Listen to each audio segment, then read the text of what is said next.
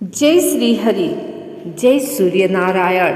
श्रद्धालु भक्तों, आज का यह पावन अवसर कोई साधारण दिन नहीं है। आज वह दिव्य दिन है जब सूर्यदेव अपनी दिशा बदलते हैं अंधकार से प्रकाश की ओर, और इसी कारण इसे कहा जाता है मकर संक्रांति। कहा जाता है जिस दिन सूर्यदेव मकर राशि में प्रवेश करते हैं उस दिन देवता भी पृथ्वी पर स्नान और दान को देखने आते हैं। और आज हम आपको सुनाने जा रहे हैं मकर संक्रांति की वह अद्भुत, रहस्यमयी और चमत्कारी कथा, जिसे सुनने मात्र से जीवन की नकारात्मकता समाप्त होने लगती है। शास्त्रों में स्पष्ट लिखा है, माघ मास का आरंभ और मकर संक्रांति का पुण्य 1000 अश्वमेघ यज्ञों से भी अधिक फल देता है। लेकिन प्रश्न यह है, क्या केवल तिल गुड़ खाना ही मकर संक्रांति है?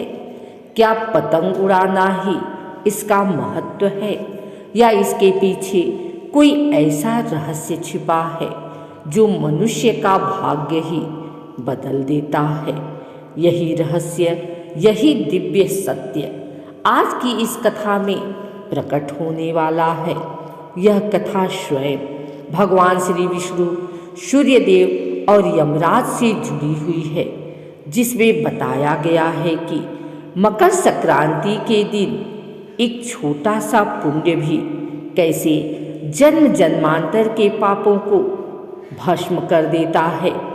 इसलिए भक्तों, कथा आरंभ करने से पहले अपने मन को शांत करें और श्रद्धा से मन में कहें, ओम सूर्याय नमः, ओम नमो भगवते वासुदेवा। इन्हीं पवित्र मंत्रों के साथ आइए आरंभ करते हैं मकर संक्रांति की यह अद्भुत कथा। हिंदू धर्म के प्रमुख त्योहारों में से एक मकर संक्रांति का पर्व मनाया जाता है। यह पर्व देश भर में बहुत ही धूमधाम के साथ मनाया जाता है। जब पौष मास में सूर्य मकर राशि में प्रवेश करते हैं तो मकर संक्रांति होती है।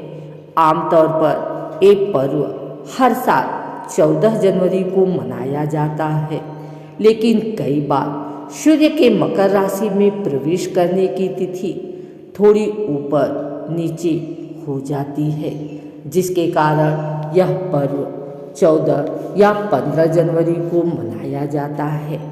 इसके साथ ही इस दिन से सूर्य का उत्तरायण शुरू हो जाता है।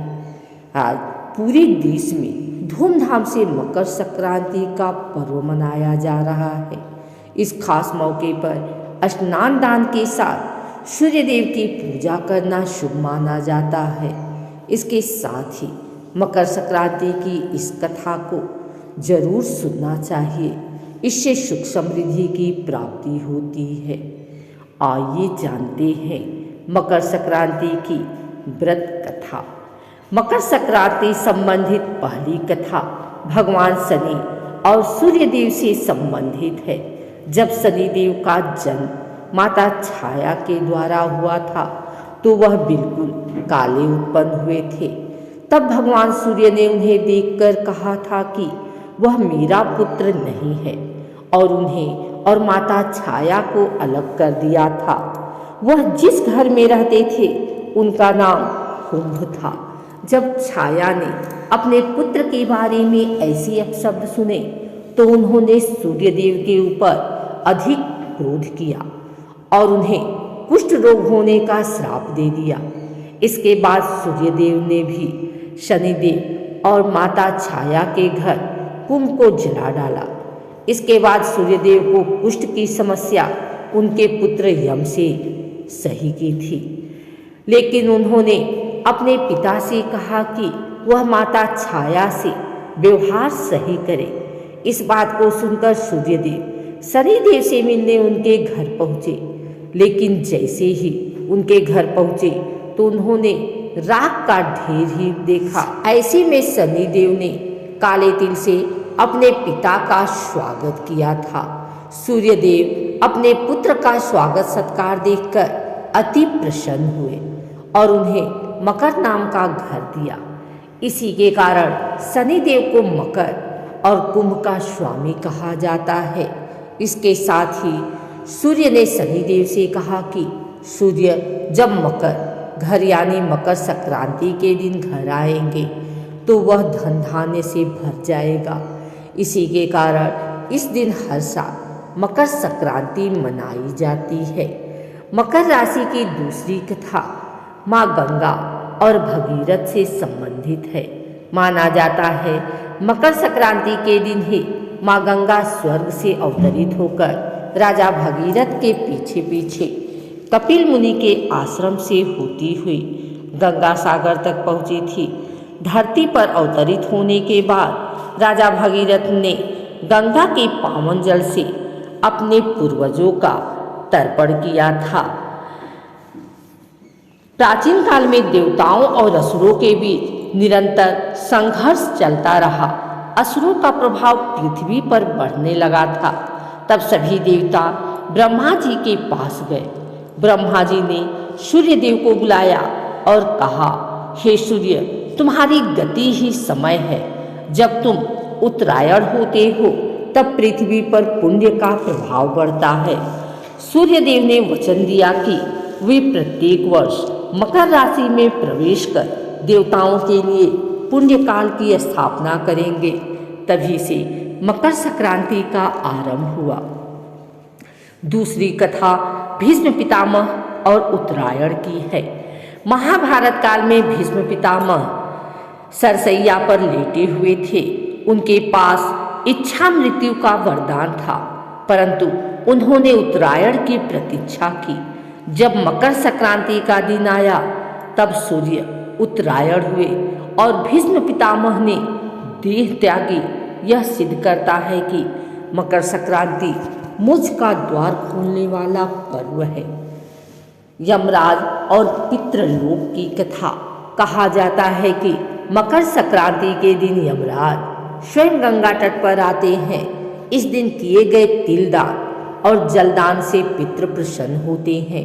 जिन घरों में पितृदोष होता है वहाँ इस दिन विशेष पूजा से शांति मिलती है। तिल गुड़ का रहस्य। तिल को पाप नाशक माना गया है।